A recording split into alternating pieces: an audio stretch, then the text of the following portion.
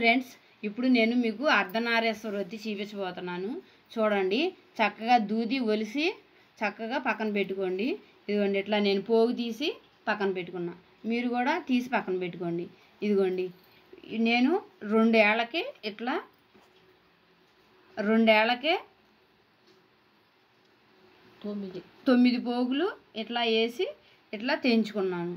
ఇదిగోండి, మళ్ళీ ఇది కూడా 2 ఏళ్ళకే 9 పోగులు వేసి ఇదిగోండి ఇట్లా తెంచుకున్నాను. ఇదిగోండి తెంచుతున్నా, చూడండి.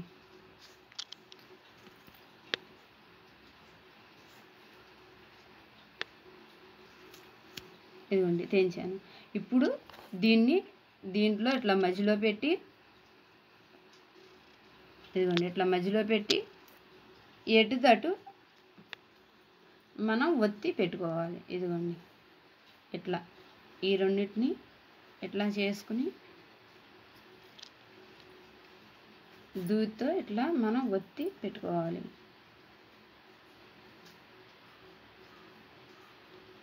ఇదిగోండి, ఇప్పుడు మళ్ళీ రెండో వైపున ఇదిగోండి ఇట్లా తీసుకుని, ఇదిగోండి ఇట్లా తీసుకుని ఇక్కడ ఒత్తి మళ్ళీ మనం పెట్టుకోవాలి.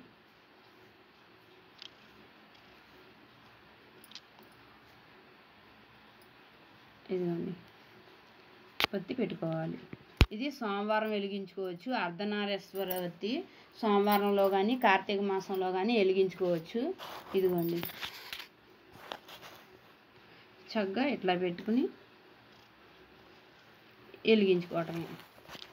ఇదిగోండి ఇట్లా పెట్టి వెలిగించుకోవటమే. చక్కగా సోమవారం వెలిగించుకోవచ్చు, కార్తీక మాసంలో వెలిగించుకోవచ్చు. మీరు కూడా ఇట్లా వెలిగించుకోండి. ఆవు నెత్తితో వెలిగించుకోవచ్చు. మీకు కనుక ఈ వీడియో నచ్చితే లైక్ చేయండి, షేర్ చేయండి. మీ అభిప్రాయాన్ని కామెంట్ బాక్స్లో తెలియజేయండి. బాయ్ అండి.